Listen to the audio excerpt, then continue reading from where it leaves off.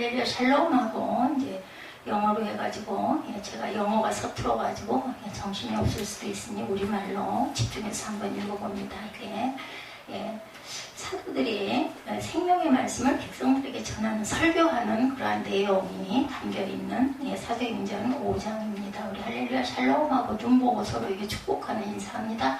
할렐루야 샬롬 샬롬 샬롬 샬롬 샬롬. 하나님 사랑합니다. 여러분 주 안에서 사랑합니다. 샬롬 픽스예요. 그죠? 솔로몬이라는 이름이 샬롬과 같은 말입니다. 사도행전 5장 말씀, 우리는 항상 한 방향의 삶을 살아가야 합니다. 우리 교독해서 사도행전 5장 끝절까지 내용을 좀 알기 위해서 아나니와 삽비라 사건이 나타나죠. 우리 예지가 5살, 6살 때부터 이 세빈 예배를 이 나이가 되도록 드렸던 아주 전통이 있는 예배가 바로 이 세빈 꿈동이 예배입니다. 그때는 아이들이 한 8명 정도 그렇게 있다가 중간에 아이들이 다 이제 각자의 길로 가고 사무엘하고 예지만 남아가지고 함께 늘 예배를 드렸던 그런 그 일부 예배, 꿈동 예배에 우리 교독합니다. 아나니아라는 사람이 그의 아내 삽비라와 더불어 소유를 팔아 그 값에서 얼마를 감춤해 그 아내도 알더라. 얼마만 가져다가 사도들의 발 앞에 두니 베드로가 이르되 아나니아야 어찌하여 사탄이 내 마음에 가득하여 내가 성령을 속이고 땅값 얼마를 감추었느냐. 땅이 그대로 있을 때에는 내 땅이 아니며 한 후에도 내 마음대로 할 수가 없더냐. 어찌하여 이 일을 내 마음에 두었느냐. 사람에게 거짓말한 것이 아니요 하나님께로다. 합독할 때 같이 하세요. 제가 하고 교독할 때 아나니아가 이 말을 듣고 엎드러져 혼이 떠나니 이 일을 들은 사람이 다 크게 두려워하더라. 젊은 사람들이 일어나 시신을 싸고 메고 나가 장사하니라. 3시간쯤 지나 그의 아내가 그 일어난 일을 알지 못하고 들어오니 베드로가 이르되 그 땅 한 값이 이것뿐이냐 내게 말하라 하니 이르되 예 이것뿐이라 하더라.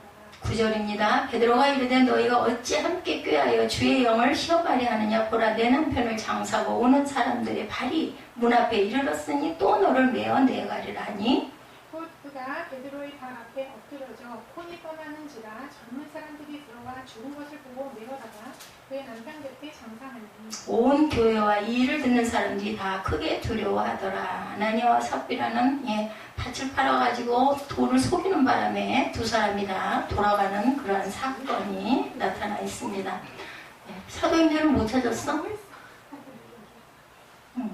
교독할 때 에스더 전도사님 읽을 때 함께 따라서 읽으세요. 그러면서 뜻을 이런 얘기구나 라고 재밌게 이야기로 느끼면 좀 편합니다. 자, 이제 아나니아와 삽비라가 땅판 값을 감추는 바람에 부부가 다 하나씩 결국은 죽었어요. 그죠? 사도들이 표적을 일으킵니다. 12절 제가 먼저 읽습니다. 사도들의 손을 통하여 민간의 표적과 기사가 많이 일어나니 믿는 사람이 다 마음을 같이하여 솔로몬 행각에 모이고 그 나머지는 감히 그들과 상종하는 사람이 없으나 백성이 충성하더라. 믿고 주께로 나오는 자가 더 많으니 남녀의 큰 무리더라.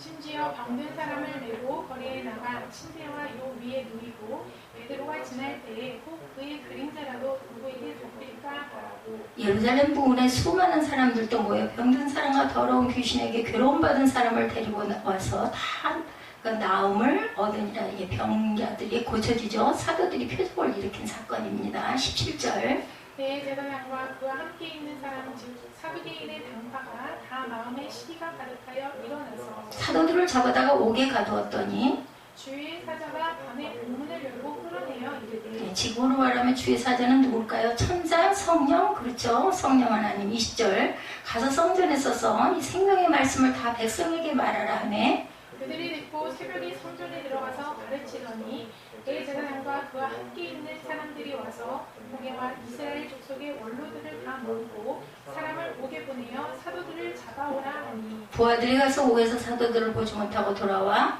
이르되 우리가 보니 옥은 든든하게 잠기고 지키는 사람들이 문에 서 있으되 문을 열고 본즉 그 안에는 한 사람도 없더이다 하니 24절입니다. 성전 맡은 자와 제사장들이 이 말을 듣고 우혹하여 이 일이 어찌 될까 하더니 사람이 와서 알리되 보소서 옥에 가두었던 사람들이 성전에 서서 백성을 가르치더이다 하니 놀라는 거예요. 그죠? 옥에다 가둬놨던 사람들이 나와가지고 백성들을 가르치고 있는 장면이죠. 26절에 성전 맡은 자가 부하들과 같이 가서 그들을 잡아왔으나 강제로 못하면 백성들이 돌로 칠까 두려워함이더라. 그들을 끌어다가 공회 앞에 세우니 대제사장이 물어 이르되 우리가 이 이름으로 사람을 가르치지 말라고 엄금하였을 때 너희가 너희 가르침을 예루살렘에 가득하게 하니 이 사람의 피를 우리에게로 돌리고자 하미로다. 베드로와 사도들이 대답하여 이르되 사람보다 하나님께 순종하는 것이 마땅하니라. 너희가 나무에 달아 죽인 예수를 우리 조상의 하나님이 살리시고 이스라엘에게 회개함과 죄사함을 주시려고 그를 오른손으로 높이사 민국과 구주로 삼으셨느니라. 32절 마지막 절이죠. 우리는 이 일의 증인이요 하나님이 자기에게 순종하는 사람들에게 주신 성령도 그러하니라 하더라. 17절부터 여기까지가 오늘 책도의 제목이에요. 우리 33절부터 계속해서 마지막 절까지 한번 읽습니다. 그들이 듣고 크게 노하여 사도들을 없이하고자 할세 바리새인이 가말리엘은 율법 교사로 모든 백성에게 존경을 받은 자라. 공회 중에 일어나 명하여 사도들을 잠깐 밖에 나가게 하고 말하되 이스라엘 사람들아 너희가 이 사람들에게 대하여 어떻게 하려는지 조심하라. 이전에 그다가 일어나 스스로 선전하며 사람이 약 400명이나 따르더니 그가 죽임을 당하며 따르던 모든 사람들이 흩어져 없어졌고 그 후 호족할 때에 갈릴리의 유다가 일어나 백성을 꾀하여 따르게 하다가 그도 도망한 즉 따르던 모든 사람들이 흩어졌느니라. 이제 내가 너희에게 말하노니 이 사람들을 상관하지 말고 버려두라. 이 사상과 이 소행이 사람으로부터 났으면 무너질 것이요 만일 하나님께로부터 났으면 너희가 그들을 무너뜨릴 수 없겠고 도리어 하나님을 대적하는 자가 될까 하노라 하니 그들이 옳게 여겨 사도들을 불러들여 채찍질하며 예수의 이름으로 말하는 것을 금하고 놓으니 우리 41절 42절 합독합니다. 사도들은 그 이름을 위하여 능욕받은 일에 합당한 자로 여기심을 기뻐하면서 공회 앞을 떠나니라. 그들이 날마다 성전에 있든지 집에 있든지 예수는 그리스도라 가르치기와 전도하기를 그치지 아니하니라. 아멘. 이 사건으로 인해서 많은 사람들이 너무나 놀라죠. 기적의 사건이 일어났어요. 옥문이 열리는 잠궈놓고 밖에서 그 간수들이 지키고 있었는데 어느 순간 찬양을 부르고 막 옥에 갇혀가지고 그러고 나니까 옥토가 열려가지고 문이 열리면서 밖으로 천사가 와서 문을 열어주고 가서 백성들에게 이 말씀을 전하라고 얘기를 하죠. 그래서 베드로와 사도들이 나와가지고 증거하는 그런 내용. 이게 도대체 무슨 일이냐? 소동이 일어난 그런 내용입니다. 사도들이 능력을 받아요. 그죠? What would come of this? 이 일이 도대체 어찌하여 일어난 일이냐? 이렇게 얘기하는 부분들이 이렇게 쭉 이어지는 그런 오늘 말씀. 성경을 읽을 때 우리가 조금 이야기처럼 옛날 이야기처럼 이렇게 좀 역사 이야기죠. 이스라엘의 역사이기도 합니다. 이런 사건들 일어난 게 그런 이야기처럼 생각하면서 상상하면서 읽으면은 빨리 가슴에 느껴지고 은혜가 될 수 있습니다. 학습된 무기력이라는 그러한 그 포텐 사이트에 있는 그 내용이에요. 2011년 9월 10년 전이네요. SBS에서 방영하는 동물농장이라는 프로그램에서 흥미로운 사례가 소개되고 있었습니다. 한 농가의 창고에서 야생 수리부엉이 한 마리가 발견되었는데 실제 있었던 일입니다. SBS에서 방영했으니까 동물농장에 날아가지 못한 채 창고 구석에 숨어 있었다고 그래요. 부엉이 한 마리가, 야생 수리부엉이 한 마리가 발견이 됩니다. 비록 날 수 없어서 숨어 있긴 했지만 야생성이 남아있어서 사람이 다가가면 격렬하게 공격을 했다고 합니다. 집주인은 부엉이를 가볍게 여겨서 꼬챙이에 고기를 끼워서 주었어요. 원래 맹금류인 야생 수리부엉이는 사람이 주는 먹이를 먹지 않는다고 그래요. 그런데 그 부엉이가 얼마나 배가 고팠는지 꼬챙이에 끼운 고기를 아주 잘 받아 먹더랍니다. 아마 그 방영하는 그 카메라로 다 찍어서 방영을 했겠죠. 얼마 후에 야생동물 보호소 직원이 와서 부엉이를 병원으로 데려다가 치료를 합니다. 다쳤으니까. 시간이 흘러서 부엉이가 완치되자 수의사는 하늘로 날려보내려고 했어요. 부엉이는 날지 못하고 땅바닥에 떨어집니다. 다시 시도했지만 결과는 마찬가지. 왜 그럴까요? 날아가는 걸 잊어버린 거예요. 기억을 잊어버린. 날 줄을 모르는 너무 오랫동안 못 날았기 때문에. 그러자 수의사가 말합니다. 뼈가 부러진 것도 아니고 덫에 걸려서 입은 상처도 다 치료됐는데 날지 못하는 게 이상하네요. 수리부엉이가 왜 상처가 치료됐음에도 불구하고 날지 못하는 것일까요? 여러분들. 이것을 보면서 인지과학자인 박경숙 박사는 학습된 무기력에 이렇게 학습된 무기력 때문이라고 이야기를 했다고 그래요. 저도 알겠는데 야성부행에게 덫에 걸려있는 그의 생에서 가장 큰 재앙이겠죠. 그 부엉이 못 날아. 날든 게 못 날고 갇혀 있었으니까 죽을 뻔했어. 굶어 죽을 뻔했죠. 사람들이 발견하고 먹을 걸 주었고 치료를 해줘가지고 깨끗이 나은 거예요. 근데 날지를 못하는 거. 그죠? 학습된 무기력이 돼버렸어요. 부엉이는 덫에서 힘겹게 빠져나오기는 했지만 뭔가 마음에 큰 상처와 충격을 받은 거예요. 그걸로 인해 날아가는 걸 잊어버린 거죠. 기억을. 그 결과 깊은 트라우마가 생겼고 날고자 하는 의지마저 상실합니다. 이런 무기력은 사람에게도 나타난다고 그래요. 삶의 방향을 잃어버리면 우리가 무기력해집니다. 삶의 방향을 잘 여러분들 붙들고 또 가면서 수정이 되기도 하죠. 어린 날은 굉장히 미숙했다가 자라가면서 내 꿈이 부채화되기도 하고 꿈이 몇 번씩 바뀌기도 해요. 되게 꼬마 때는 너 모델해 그러면 대통령, 장군,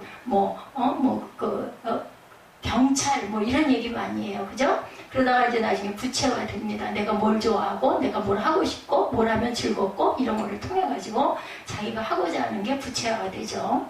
귀차니즘이라는 말이 있어요. 귀차니즘. 네. 만사가 귀찮아서 게으름 피우는 현상이 고착화된 상태를 말하는 인터넷 신조 혹시 들어보셨어요, 여러분들? 예지 우리 민혁이 귀차니즘이라는 말 혹시 들어봤어요? 아, 그렇구나. 귀차니즘, 그냥 우리말로 귀차니즘 영어로 표현이 되어 있네요. GWICHANISM, 귀차니즘. 이 말은 우리나라 말 귀찬이라는 어간의 행위, 상태, 특징, 주의의 뜻을 가진 추상명사로 만들어주는 영어 전미사인 ISM을 붙여서 만든 신조어라고 합니다. 한때 이 말은 남녀노소 할 것 없이 널리 퍼졌어요. 이런 많은 사람들이 공감하기 때문이죠. 저는 이 귀차니즘이라는 말이 설교문 만들면서 이것을 이 자료를 보면서 그럴 수 있겠구나. 얼른 생각해도 귀찮다 이런 뜻 아니겠어요, 그죠? 저는 그렇게 생각을 했습니다. 만사가 귀찮게 여겨지고 게으름을 피우려고 하는 것, 그것은 무기력 때문이다. 해서 뭐해? 해봤댔자 되지도 않을 거 이런 생각들 먼저 포기하는 거죠. 미국 정신과 의사인 프랑크 미너스 박사는 상담을 통해서 심리적인 문제를 안고 있는 수많은 사람들을 관찰하면서 무기력증 환자의 특징은 다음과 같다 이렇게 설명을 했다고 합니다. 무기력한 사람들은 육체적 정서적으로 탈진한 상태다. 그들은 미래가 불확실하다고 느끼고 지인과 사회로부터 자신을 고립시키려고 하고 감정적인 허탈감에 수반되는 정신적인 고통을 느낀다. 혹시 예전에 이런 거 안 느껴봤어? 귀차니즘. 해서 뭐해? 하기도 싫어. 안 해버릴래. 이런 생각. 예전 혹시 해봤어? 지난 과정 지금은 아니겠지만 그지? 그러니까 살고 싶지 않고 죽어버렸으면 좋겠다 이런 생각도 들고 그지? 이게 아주 무서운 거야. 거기서 이제 해방이 됐으니까 지나가는 생각을 하면 이러한 증상이 타인을 무시하거나 부정적으로 대하게 만듭니다. 누구 말도 듣고 싶지 않아. 해왔자 뭐해. 아유 귀찮아. 인 거죠. 아무런 욕망이 없는 거예요. 누군가 나서서 도와주려고 해도 나를 좀 그냥 내버려 두려고 고집을 피우거나 고립되어서 혼자 갇힙니다. 자신의 틀에. 미너스 박사는 무기력을 치료하지 않으면 우울증으로 발전할 수 있다라고 경고했다고 합니다. 무기력과 우울증은 서로 연관되어 있고 상호작용을 하기 때문입니다. 제가 우리 예지 연약한 부분 놓고 기도할 때 저는 늘 기도를 합니다. 어떠할 때나 예배 때 아니면 평소에도 늘 기도를 할 때 이런 생각이 마음에 딱 왔어요. 뭔가 집중할 수 있는 포인트를 발견할 수 있게 해주옵소서. 하나님께 기도한 게 연결고리 뭔가 얘가 소망을 가질 수 있는 살고자 하는 소망이 일어날 수 있는 누군가를 만나게 해주시든지 어떤 목표가 생기게 해달라 이렇게 기도를 했어요. 그랬더니 그것이 이루어진 거죠. 지금 보여지는 현상이 정말 감사했습니다. 저는 잘 모르지만 마음에 그런 마음이 왔을 때 여러분들도 열심히 기도해 보시기 바랍니다. 그러면 반드시 하나님께서 하나님 보시기에 선한 일이면 반드시 이루어 주십니다. 무기력하기 때문에 우울증이 나타나고 우울하기 때문에 무기력해지는 악순환의 반복. 왜 사람이 무기력해지는 것일까? 여러 가지 이유가 있겠지만 가장 중요한 이유 중에 하나가 삶의 방향을 잃어버렸기 때문이에요. 하고 싶은 것 이것 해봐도 그렇고 저걸 해봐도 그렇고 해봤댔자 아무 소용이 없고 지치고 힘들고 귀찮고 정말 귀차니즘이죠. 어떻게 살아가야 할지, 무엇을 위해 내가 살아가야 할지 삶의 방향을 잃어버린 거죠.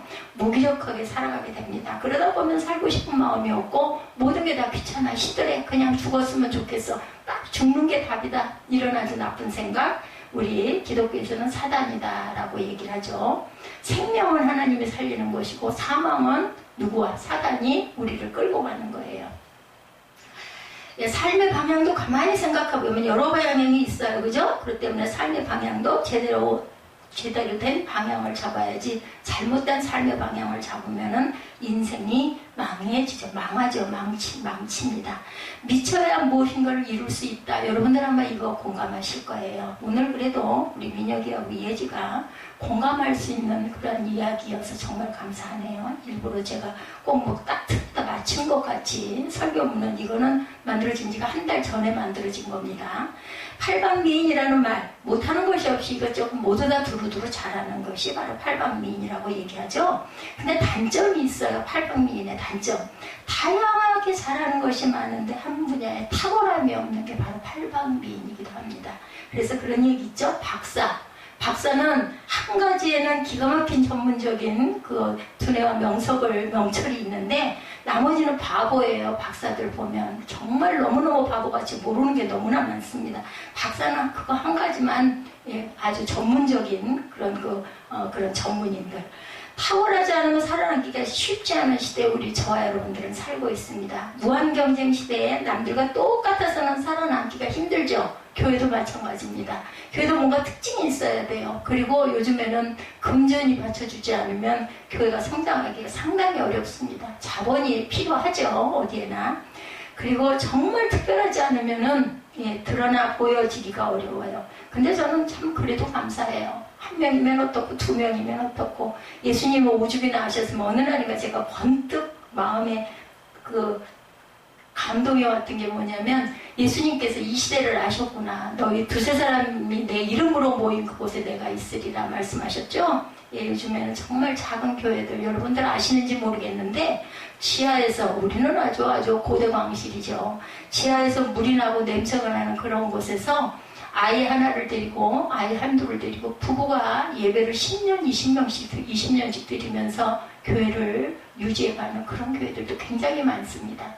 거기 따로 집을 가지고 있고 교회를 따로 둘 수가 없어가지고 집과 교회를 같이 그냥 성전에서 살면서 평생 예배드리고 가야 되잖아요. 내 자녀들이라도 올바로 말씀 증거하면서 거기서 은혜 받고 우리가 살아야겠다, 이런 그런 목회하시는 분들이 상당히 많습니다. 더군다나 요즘 같은 시대에 얼마나 어렵습니까? 그죠? 이럴 때 교회가 십자가가 그대로 서 있다는 것. 저는 저쪽에 어디죠? 저 맞은편 그 동네가 무슨 동네야? 예지 엄마 있는 동네. 이름이 뭐죠 거기? 맨날 잊어버려. 여기 검단 쪽 거기 원당 쪽에서 길이 검단으로 길이 크게 뚫렸잖아요. 그래서 여기 대로변에 딱 모퉁이에 우리 상가가 이렇게, 여러분들 혹시 오가면서 한번 보세요. 보면은요, 우리 새생명 세비교회 십자가가 빨갛게 딱 밤이면 불빛이 있는 걸 보면은 얼마나 그걸 보면 이렇게 반갑고 기쁜지 몰라요. 딱 사거리에 막힌 거 하나도 없이 그렇게 뚫려가지고, 그 맞은편에는 그 금포교회가 지어진 교회죠. 거기 십자가가 하얗게 빛나지만 우리 교회는 그 훨씬 전에 십자가가 세워져서 그런지는 모르지만 빨간 십자가가 세워져 있는 걸 봅니다. 그 원당에서 이쪽 그 검단 쪽에서 이쪽으로 이렇게 오면서 보면. 그래서 여러분들 우리 이 사거리에서 저쪽 건너편은 인천이에요. 이 오른쪽으로는 검단이고, 그죠? 그리고 이쪽으로는 김포고, 위쪽으로 올라가면 이렇게 그 내 사거리에 저희가 교회 처음에 우리 그 집에서 교회가 일어나가지고 거기서 3년 동안 무릎 꿇고 기도하고 어느 쪽으로 옮겨갈까 할 때 하나님께서 가르쳐 주신 방향이 바로 인천 검단 그쪽이었었어요. 그래서 장기동을 생각을 했다가 새가 너무 비싸가지고 엄두를 못 냈죠.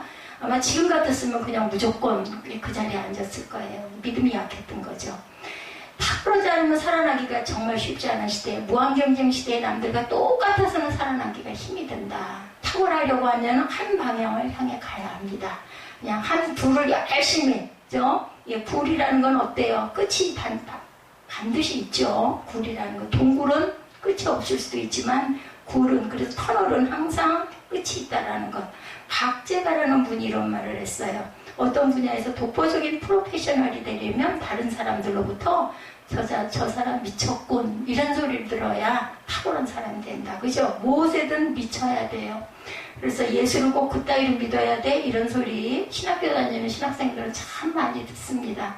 그렇게 미치지 않으면은 하나님의 영을 받아가지고 교회가 일어설 수가 없어요. 그런 용기가 아니면 내가 이걸 하다가 잘못될 수도 있는데 이거 과연 어떻게 될까 이런 생각을 해가지고 교회를 세울 수가 없죠.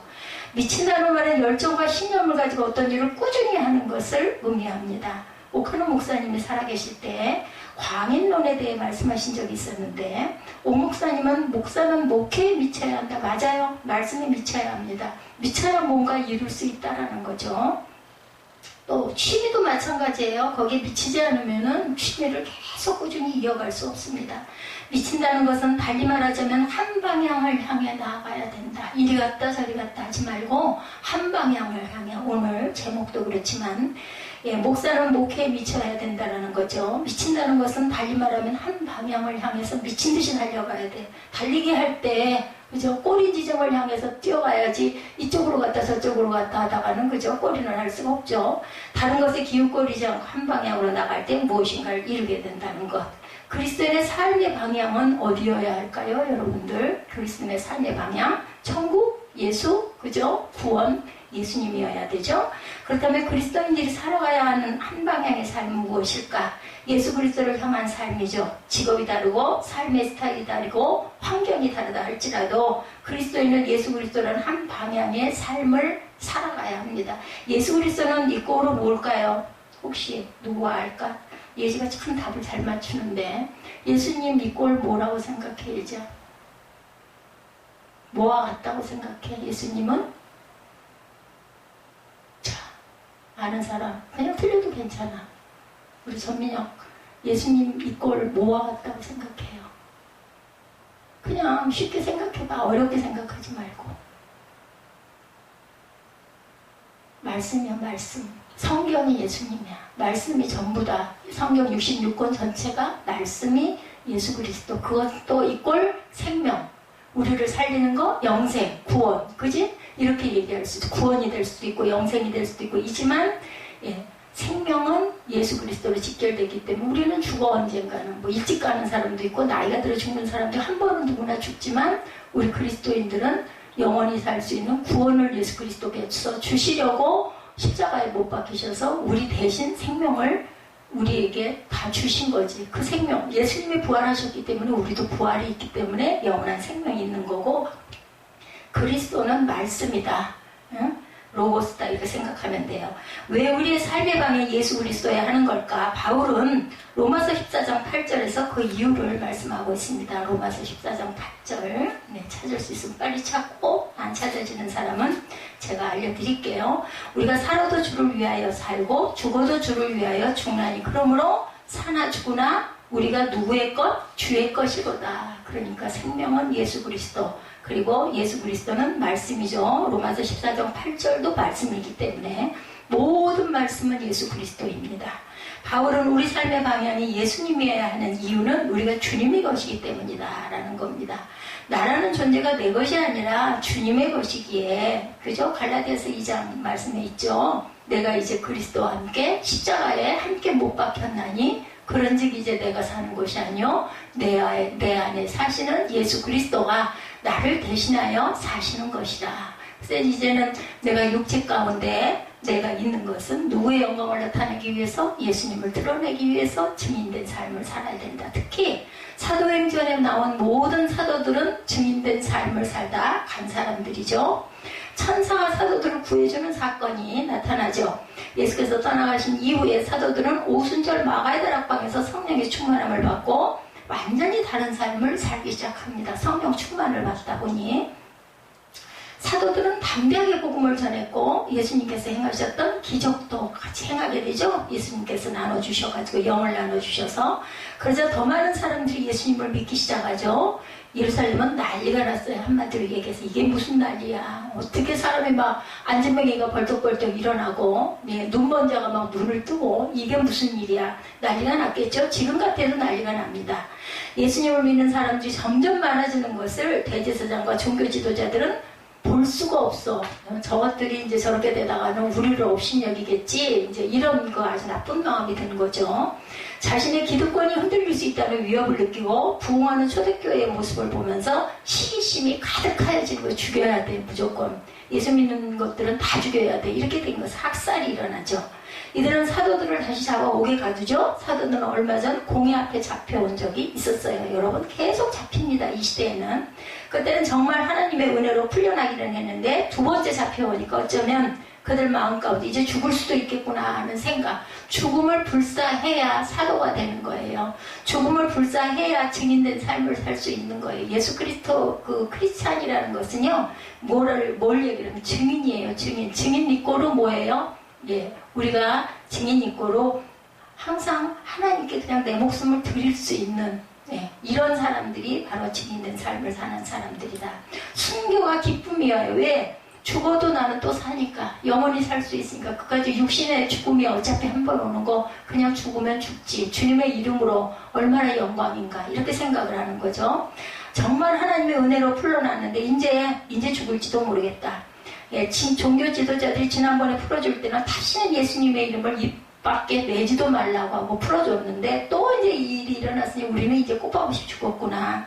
지금 사도들을 감옥에 가둔 사람이 누구예요? 예수님을 죽인 장본인들이에요. 장본인들이 베드로와 사도들을 가둔 거죠. 근데 상상하지 못한 일이 일어난 거죠. 주의 사자가 밤에 감옥에서 사도를 끌어내준 것이에요. 사도들도 많이 놀랐을 거예요. 그죠? 어떻게 옥문이 그 꽉 잠궈놓은 옥문이 스르륵하니 열리더니 가서 많은 사람들에게 이 사건을 전해라. 그리고 내보내는 거죠. 예수님은 그냥 죽게 두셨지만 하나님께서는 사도들은 천사를 통해 구해주셨어. 왜 예수님을 그냥 죽게 두셨을까? 여지야. 왜 예수님을 하나님이 그냥 죽게 두시고 사도들은 또 천사를 보내서 살려주셨을까? 왜 그랬을까? 답을 알 텐데, 예지. 왜 예수님은 돌아가시기 그냥 놔두고 이 사도들은 여기서 옥문을 열어가지고 나와서 이 얘기를 전해라 하고 하셨을까? 천사가 나타나가지고 하나님이 왜 그렇게 만드셨을까? 예수님은 죽어야 되기 때문에 땅에 오신 분. 그지? 예수님이 태어나신 것은 살려고 태어나신 게 아니라 우리를 위해서 인류를 대속하기 위해서 십자가를 지시기 위해서 사명을 갖고 태어나셨기 때문에 하나님이 정말 가슴이 아프고 눈물이 나도 그냥 놔두신 거야. 십자가를 지셔야 되니까. 우리 인류를 구원해야 되니까. 구원하는데 반드시 재물이 있어야 되기 때문에 구약에는.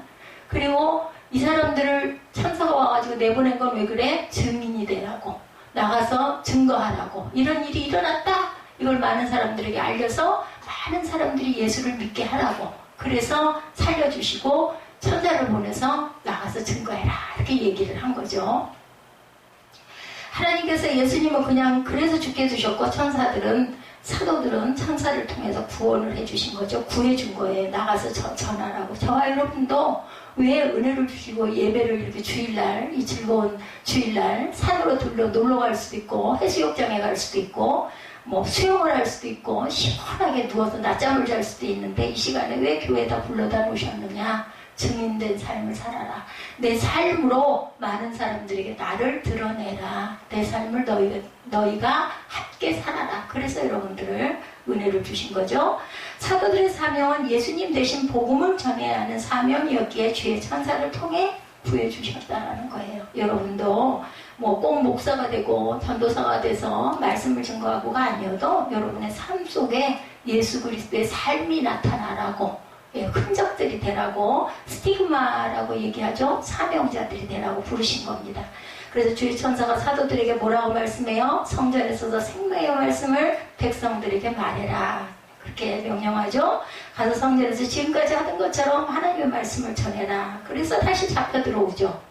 대제사장은 사도들이 감옥에서 나온 사실도 모른 채 사도들을 신문하여 죽일 꿈니를 찾기 위해 공회의원들과 이스라엘 족속의 원로들을 불러 모아서 회의를 하죠. 감옥에 갇혀있는 사도들을 잡아오라고 말해요. 경비원들이 감옥에 가보니까 어떻게 생겨있어요? 사도들은 이미 없어. 옥문은 열려있고, 놀라운 것은 감옥문도 든든하게 잠겨있고 감옥문을 지키는 사람도 그대로 서 있는데 감옥에 안에는 사도들이 없었다.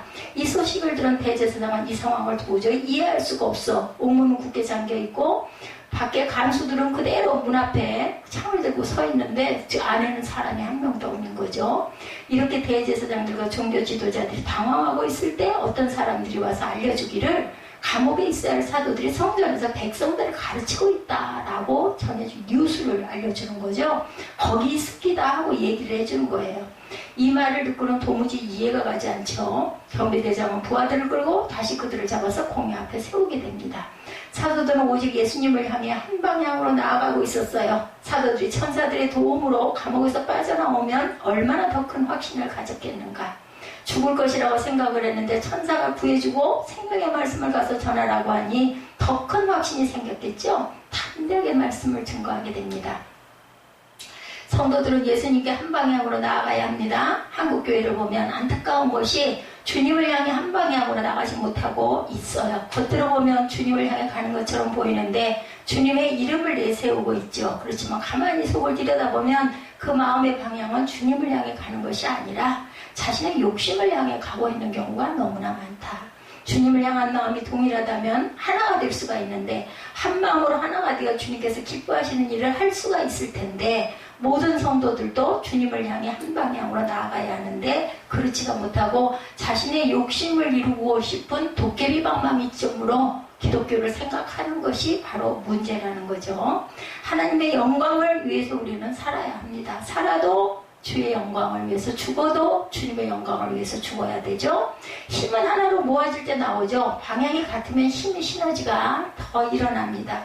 예, 한 방향으로 두 사람이 붙들고 세 사람이 붙들고 여러 사람이 붙들고 한 방향으로 힘을 쓰면 그 힘의 능력은 상당히 커요. 근데 둘이 붙들어가지고 반대로 잡아당기면 힘이 나와요. 거꾸로 가니까는 도저히 이건 가지도 오지도 않고 가운데서 힘센 쪽으로 딸려가게 되겠죠. 이러면 안 되죠. 어렸을 때 여러분들 돋보기 가지고 불장난했던 기억들이 있으세요? 돋보기를 가지고 태양의 열을 한 곳으로 모으면 초점에서 불이 붙죠. 예, 한 곳으로 열을 모으니까 불이 나는 거죠. 돋보기에 초점이 흐려지면 열을 한 곳으로 모을 수가 없기 때문에 불을 만들 수가 없습니다. 그러므로 모든 성도는 주님을 향한 한 방향의 삶을 살아야 되겠다. 예수님은 나침반입니다. 나침반. 우리에게 삶의 방향을 제시해 주시는 또한 나침반. 생명이시기도 하고 말씀이시기도 하고 한 방향으로 끌고 가시는 그러한 귀한 존재이시더한 예수님은 나침반이시다. 세계 최대 사하라 사막을 종단한 스티브 도나휴라는 사람이 사막을 종단하면서 죽을 고비를 여러 번 넘겼겠죠. 예, 이런 사람은 생명을 걸고 그걸 사막을 넘습니다. 이 사막 여행에서 체득한 기술을 사막을 건너는 6가지 방법이다. 이런 책을 만들어냅니다. 도나휴가 말하는 사막을 건너는 6가지 방법 중 가장 중요한 첫째 방법. 지도가 아닌 나침반을 따라가라 입니다. 나침반. 끊임없이 상황이 변하는 모래사막에서는 지도가 아니라 나침반을 따라 방향을 남쪽, 북쪽 이걸 보고 가죠. 북극성을 따라간다고도 하죠. 나침반이 없을 때는 하늘을 쳐다보고. 우리가 살아가는 세상도 사막과 같은 곳입니다. 그 환경이 언제 바뀔지 우리는 아무도 몰라요. 누가 이렇게 코로나19가 시작이 돼가지고 이렇게 긴 시간 동안 사람이 마스크를 꼭 써야만 어디를 갈 수 있는 그러한 일이 있을 줄 누가 알았겠느냐는 거죠. 항상 공기가 좋고 맑은 하늘을 바라보고 마음껏 모이고 뛰고 노래하고 할 수 있는 그러한 세상에서는 우리는 살았기 때문에 기적과 같은 좋지 않은 기적이죠. 이런 일이 일어난 거예요. 아무도 몰라 앞으로 무슨 일이 일어날지. 우리는 어떤 그 타봉산을 어떤 분이 갔다가 오면서 그 영경지구 쪽으로 해서 집으로 돌아오게 됐다고 그래요. 환경이 이렇게 바뀐 거예요. 영경지구 쪽에 아파트가 건설된다는 소식을 들었다고 합니다. 그 이야기를 듣고 처음으로 그곳을 지나게 됐다고 그래요. 지나가면서 보니 예전하고는 완전히 다른 세상. 우리 검단 저기 지금 그 아파트가 막 닦이고 길딱 쪽 제가 얘기한 저쪽 맞은편 쪽도 그전에는 뭐 거기 그렇게 생겨 있었어요. 허허 벌판이었고 막 이랬죠. 근데 지금 어때요? 8차선 도로가 뚫려 있습니다. 아주 시원하게 차가 잘 달려요. 지금 특별히 뭔가 형성이 되지 않다 보니까 길이 거기는 아직 비교적 막히질 않습니다. 건물이 지어지고 있죠. 예, 다른 곳인 줄 알게 되는 나중에 이제 만약에 10년쯤 있다가 그쪽으로 가면은 여기가 어디야? 저는 길치예요, 길치. 그러다 보면 또 거기다 갖다 놔둬도 어디가 어딘지 모를 것 같아요. 수시로 변하는 환경 가운데 어디로 가야 할지 모를 때 필요한 것. 예, 제가 지금 말씀하는 그 내용이 주어가 뭐였어요? 나침반. 예수 그리스도는 나침반이시죠. 나침반은 늘 한 방향을 가리키기 때문에 그럴 때는 길치도 나침반을 보고 여기 남쪽이었었어 하면 거기를 보면 여기가 보이겠죠. 우리 인생의 나침반 예수 그리스도시죠. 우리가 살다 보면 방향을 잃어버릴 때 엉뚱한 길로 갈 수 있을 때 우리는 나침반 되시는 그리스도를 바라보시기 바랍니다. 그랬을 때 하나님께서는 변함없이 어디에 예수 그리스도는 또한 말씀이라고 그랬죠? 말씀 속에 보면 답이 다 나와 있어요. 예, 예수님을 바라보면서 방향을 잡으면 예, 되죠. 문제는 항상 주님께 있는 것이 아니라 우리에게 있다라는 거. 하나님 예수 그리스도는 항상 그 자리에 계세요. 말씀도 그 자리에 몇천 년이 내려와도 앞으로도 수천 년이 가도 말씀은 변함이 없죠. 1.1획도 변함이 없습니다. 예수님은 변함없이 그 자리에 계시면서 방향을 분명히 잡아주시는데 문제는 우리가 미궁을 헤매고 있다라는 우리 마음밭이 문제죠. 미로와 미궁의 차이 혹시 누구 아세요? 미로와 미궁의 차이. 오늘은 마스크를 굳건하게 쓰셨기 때문에 답을 안 하시는 것 같아요. 미로와 미궁은 차이가 있죠. 보통 사람들은 미궁에 빠진다라는 말 때문에 미로와 미궁은 비슷한 개념으로 생각을 합니다. 그런데 미궁에 빠진다라고 할 때 미궁은 어떤 왕궁을 의미하죠. 진짜 미궁은 다른 의미를 가지고 있습니다. 문제는 무기력이라는 책에 미로와 미궁을 확실하게 구분해 놓았는데 미로가 길을 잃도록 만들어졌다면 미궁은 길을 찾도록 만들어 놓은 궁이라고 합니다. 그죠? 뭔가 나침반 같은 역할을 하는 거죠. 고기를 찾으면 길을 찾을 수 있다. 예, 이런 거겠죠? 미궁은 라비린스라고 합니다. 라비린스. 4,000년 전부터 전해 내려온 나선형 보행 코스를 말합니다. 혹시 텔레비전이나 직접 병원에 가서 병원 광장에 그려진 미궁을 따라 환자들이 걷고 있는 모습을 보신 분들이 계시기도 할 겁니다. 이 미궁의 핵심은 반드시 길을 찾을 수 있다는데 그 길을 찾을 수 있는 곳에 그 궁이 있다라는 거죠. 미궁의 특징은 입구와 출구가 동일합니다. 거기를 찾아가면 나갈 수가 있고 거기서부터 시작을 하면 들어갈 수가 있는 곳이라는 것. 미궁은 입구로 들어가는 길을 따라 중심으로 이동한 뒤 중심에서 다시 되돌아 나오는 구조로 이루어져 있습니다. 그래서 들어가기만 하면 반드시 나올 수가 있다. 미궁은 미로는 헤매는 것이지만 미궁은 정답지를 찾아서 나올 수 있는 곳. 이에 반해 미로는 출구와 입구가 다르죠. 그렇기 때문에 미로에 빠졌다라고 하죠. 산에 가서도 길 잃어버리면 막 헤매게 되죠. 산에서 길 잃어버리면 밤에 잃어버리면 잘못하면 죽어요. 예, 저도 한번 길을 잃어버려 본 적이 있습니다. 새벽에 잃어버렸었어요. 그래가지고 막 길도 아닌 곳으로 온몸이 막 긁히면서 막 정말 뺑뺑 도는데도 그거 나오는 곳을 못 찾아가 고생을 해. 바로 뒷산이었는데도 나오는 길을 모르니까 집에를 올 수가 없더라고요. 2시간 이상을 헤맸어요. 짧은 그 산책을 나갔다가. 미로란 어지럽게 구획된 통로가 얽혀있는 곳으로 출구를 찾을 수 없는 것이 대부분. 미로는 만들 때부터 길을 잃어버리 쉽게 만들어집니다. 미로에 들어선 사람들은 불안한 마음으로 길을 찾죠. 이제 불안해지다 보면 더구나 안 보여 아무것도. 그렇게 되죠. 마귀는 우리 삶의 미로로 가라고 자꾸 속삭입니다. 예, 우리 삶이 미로라고, 길을 찾을 수 없다고, 길을 찾을 수 없게 되는 대로 살면 된다고 이렇게 속삭입니다. 기분에 따라 상황에 따라 하고 싶은 대로 하고 살라고 말합니다. 이건 다 뭐예요? 사단이에요. 마귀예요. 그죠? 이렇게 생각하시면 됩니다. 하나님께서는 우리의 삶이 미궁이라고 말씀하세요. 반드시 답이 있다. 들어가면 나올 길이 있다. 그리 들어가라 라고 말씀을 하신다는 거. 미자는 똑같아요. 그죠? 근데 미로와 미궁은 반대입니다. 반드시 길이 있다고. 예수님은 내가 길이라고 진리라고 말씀이라고 말씀하시죠? 생명이라고 말씀하십니다. 우리는 미로 가운데 헤매는 것이 아니라 우리의 길 되시는 예수님, 나침반 예수님을 바라보셔야 되죠. 방향을 잡았다면 그 방향을 향해 걸어가야 합니다. 방향을 왔다 갔다 하지 말고 예수를 향한 방향을 잡는데 그쳐서는 안 되고 방향이 잡혔다면 모든 것이 다 해결되는 것이 아니고 방향을 잡았다면 방향을 향해 걸어가야 합니다. 끝까지. 주님을 향해 걸어간다는 것을 달리 표현하면 주님의 말씀에 순종하는 것을 의미하죠.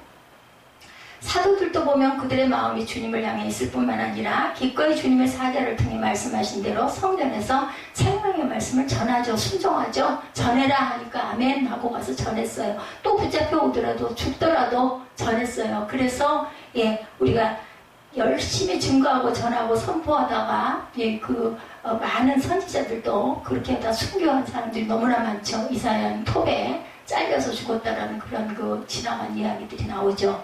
사도들을 보면 그들의 마음이 주님을 향해 있을 뿐만 아니라 주님의 사자를 통해 말씀하신 대로 생명의 말씀을 전하고 이것이 정말 한 방향의 삶을 사는 삶, 주님을 향한 방향을 설정하는 것뿐만이 아니라 주님의 말씀에 순종하는 데까지 나아가는 것이 바로 주님을 향한 한 방향의 삶이라는 것. 담대한 사도들이었죠. 사도행전은 특히 움직이는 성령 행전이다 이렇게 얘기하죠. 이 말씀을 증거하고 전하는 사도들의 이야기가 바로 사도행전입니다. 감옥의 문은 그대로 잠겨있고 감옥을 지키는 사람도 그 자리에 그대로 있었는데 너희가 어떻게 감옥을 빠져나갔느냐 이 질문을 가장 먼저 해야 하는 것. 사도들에게 제사장들이 가장 먼저 물어봐야 할 질문이겠죠. 그렇지만 대제사장은 이 질문을 하지 않고 이렇게 묻습니다. 어찌 너희는 지난번에 잡혀왔을 때 다시 예수님의 이름으로 사람을 가르치지 말라고 엄히 명령하였건만 왜 계속 가르치느냐 이렇게 물어봅니다. 너희가 지금 우리를 예수를 죽인 살인자로 만들고자 하느냐 이렇게 반문을 하는 거죠. 이렇게 물어보죠. 하나님의 말씀에 우리는 늘 순종해야 되는 거죠. 왜 제사장들은 감옥을 어떻게 빠져나겠느냐에 대한 질문을 먼저 하지 않았을까? 두려웠던 거죠. 정말 하나님께서 그런 일을 행하셨다고 하면 많은 사람들 앞에서 하나님을 증거하는 것밖에 안 되기 때문에 그렇게 얘기를 한 겁니다. 이제 전하지 말라고 해도 왜 저랬어? 이렇게 물어보는 거죠. 그래서 대제사장은 사도들을 궁지에 몰아넣을 질문을 하고 있는 겁니다. 베드로와 사도들은 대제사장의 질문을 듣고 사도행전 5장 29절에 보면 사람보다 하나님께 순종한 것이 마땅하니이다 이렇게 대답을 하죠. 당신 말에 순종하는 게 옳겠어. 하나님께서 나에게 천사가 나에게 와서 가서 전해라 하는 말에 순종하는 게 옳겠어. 거꾸로 반문을 하는 겁니다. 그러면 우리가 누구의 말을 들어야 하는가? 당신의 말을 들어야겠는가? 하나님의 말씀을 들어야겠는가? 오히려 거꾸로 반문을 합니다. 우리는 하나님께서 선택해 주신 사도이기 때문에 하나님의 말씀을 듣는 것이 당연한 것이 아니겠는가? 당신들은 하나님의 제사장이라고 하는데 하나님 말씀을 듣는 것이 당연하다고 생각지 않는가? 대제사장들도 하나님을 믿잖아요. 예수는 안 믿지만 사도들은 사람보다 하나님께 순종한 것이 마땅하다고 하면서 계속해서 말을 이어갑니다. 할 말이 없겠죠. 당신들이 실제로 예수님을 죽인 거 맞지 않느냐? 그렇지만 그 예수님을 이스라엘에게 회개함과 죄사함을 주시기 위해서 하나님이 살리셨고 그를 높이사 임금과 구주를 삼으셨다. 바로 우리가 이 일의 증인이다. 오늘 사도행전 5장 28-9절 후반절 말씀은 바로 이 말씀입니다. 사도들이 이 말에 그들은 대답이 할 말이 없어요. 틀린 말이 아니니까. 주님을 가슴 뛰게 하는 사도들이 되었어요. 그들은 그죠? 증인에 순종하는 그러한 제자들이 되죠. 지금 사도들의 입장을 생각해 봅니다. 이미 한번 경고를 받았어요. 다시 한번 가서 그런 말을 그따위 말을 전하고 증거했다가 니들 죽을 줄 알아 이랬었거든요. 죽든지 말든지 숨겨 죽으면 숨겨 살면 하나님 영광 이렇게 생각을 한 거죠. 천사가 감옥에서 구해주었지만 공회의원들이 보았을 때는 탈옥한 거죠. 그냥 옥에서 나왔으니까. 이들은 지금 무척 화가 나 있어. 이들에게 사도들을 죽일 수 있는 권한도 있습니다. 그럼에도 당신들이 예수님 죽인 건 맞지 않냐고 하면서 당신들의 말을 듣는 것이 아니라 하나님의 말씀에 순종한 것이 마땅하다고 말을 하고 아주 지당한 말을 하니까 대제사장들도 말문이 막히고 많은 사람 앞에서 그들을 죽일 수가 없는 거예요. 죽였다가는 큰 난리가 날 테니까 군중들이 가만히 있지 않을 테니까 함부로 움직일 수가 없죠. 대사장의 말을 듣는 것은 사도들이 사는 길인 것 맞아요. 그죠? 그 사람들의 말을 들어야 그 사람들 생명을 구합니다. 그런데 죽든 살든 나는 상관없다인 거죠. 사도들은 그것을 선택하지 않습니다. 하나님 말씀에 순종하는 것을 선택합니다. 이 장면을 주님께서 지켜보고 계신다고 여러분들 한번 가상해 보시기 바랍니다. 가상이 아니라 사실 보고 계시죠. 지금도 보고 계세요. 저와 여러분을. 주님의 심장이 뛰지 않으셨겠느냐는 거죠. 주님의 마음에 감동이 있으시지 않겠 좋은 걸 주고 싶으지 않겠느냐는 거죠. 사람도 나에게 잘해준 사람이 고마워가지고 뭔가 대접하고 싶어지는데 하나님은 우리를 바라보실 때 얼마나 기특하고 대견할까. 하나님의 말씀에 여러분들 순종하시기 바랍니다. 내 유익을 구하지 말고 이거 하나님 말씀에 맞아 하면은 그대로 가시기 바랍니다. 그럼 여러분들에게 원하는 귀한 축복이 임할 것으로 믿습니다. 우리는 사람의 일에도 잘 순종해야 되죠. 특히 부모님 말씀에 순종해야 합니다. 그렇지만 사람의 말은 무조건 순종하는 것이 아니라 분별해서 부모님 말씀이라도 분별해서 정말 옳은 말인가 틀린 말인가. 왜냐하면 부모님도 사람이기 때문에 잘못할 때가 있으니까. 그런데 하나님의 말씀은 1.1획도 변함이 없다 말씀하셨고 성경 66권에 기록되어 있는 말씀이기 때문에 그 말씀이 무조건 순종해야 되죠. 사람의 말을 따라야 하느냐 하나님의 말씀을 따라야 하느냐의 문제에 있어서는 당연히 하나님의 말씀을 따라야 합니다. 때로는 하나님의 말씀이 내 경험과 안 맞을 수도 있어요. 이해가 잘 안 될 수도 있습니다. 하나님의 말씀이 내 이성으로 이해되지 않을 수도 있습니다. 그럼에도 불구하고 하나님의 말씀이라면 순종해야 합니다. 그래서 우리가 기도했을 때 말씀에 입각해 봐야 하고 저는 부족하기 때문에 말씀을 읽으면서 그냥 기도합니다. 말씀 그대로. 그죠? 여러분들이 뽑은 말씀 카드를 그대로 읽고 그 사람의 원하는 소원을 그대로 거기에 맞춰서 저는 기도를 합니다. 때로는 하나님의 말씀 내 경험과 안 맞더라도 하나님의 말씀이면 우리는 무조건 순종해야 되겠다. 진짜 순종은 내가 할 수 있는 것을 할 때 하는 말이 아니고 내가 할 수 없는 것 같은데 하나님이 하라고 하셔서 할 때 그게 순종이에요. 내가 할 수 있는 거 그냥 내가 하면 돼. 할 수 없는 걸 하라고 할 때 그거를 과감하게 담대하게 믿음으로 선포하고 고백하고 실행할 때 그게 바로 순종이라는 거. 그러면 여리고성이 무너질 것이라는 거죠. 여러분들의 병마가 떠나가고 여러분들의 연약한 부분, 여러분들이 원하는 것들이 반드시 이루어진다는 거. 무엇만큼? 여러분의 믿음의 분량만큼 어느 만큼 순종했느냐에 따라서 그것이 이루어지기도 하고 이루어질 수 없기도. 도대체 기도했는데 왜 안 이루어져? 믿음이 거기에 미치지 못했어. 입술로만 기도했기 때문에. 정말 우리가 마음으로 그대로 기도하고 그대로 행했다면 반드시 여리고성은 무너집니다. 여리고성은 이중 성벽으로 되어 있는 성이었죠. 난공불락이다, 철옹성이다 이렇게 말하는 성입니다. 이런 여리고성이 그냥 돌기만 하고 소리 지른다고 무너지겠느냐는 거예요. 여러분들 과학적으로 생각했을 때 무너지겠어요? 돌다가 일곱 바퀴를 돌고 8바퀴째 돌 때 그냥 돌면서 소리를 질렀어. 그랬더니 그 난공불락의 성이 와르르 무너졌어. 그 역사에 나타난 이스라엘 역사에 있어요. 그렇다면 그 거짓말은 아닌데 어떻게 무너져 그게. 믿음으로 소리를 질렀기 때문에 하나님이 역사하셨다라는 것. 여러분들이 기도할 때 믿음으로 기도하실 때 모든 기적은 일어난다라는 것입니다. 순종은 하나님을 기쁘시게 해야 되고 하나님을 감동시키셔야 되고 하나님의 복을 받는 비결이 바로 순종이라는 것 잊지 마시기 바랍니다. 성경을 봅니다. 하나님께서 무조건 우리에게 복 주시겠다고 하지 않아요. if가 붙어 if 만약에 말씀하죠. 너희가 이렇게 할 때 신명기 28장도 마찬가지입니다. if 너희가 만약에 이렇게 순종하면 만약에 그것을 순종하지 않으면 이러한 저주가 너에게 임할 것이다. 이게 계속 길게 이어지죠. 이렇게 했을 때 내가 너에게 복을 주겠다. 이렇게 말씀합니다. 곧 하나님의 말씀대로 순종하면 복을 주신다. 반대로 불순종하면 너희에게 이런 저주가 임할 것이다. 반드시 있습니다. 반대 말씀이. 하나님 말씀에 순종하는 사람은 하나님께 복을 달라고 기도하지 않아도 그냥 주셔요. 그래서 뭐라고 그러셔요? 그 나라와 의를 구하는 자에게 내가 너희에게 모든 것을 더하여 주지 않겠느냐라고 말씀하세요. 그 나라와 의를 구해서 기도했을 때 내가 필요한 모든 것들은 그냥 이루어 주신다는 것.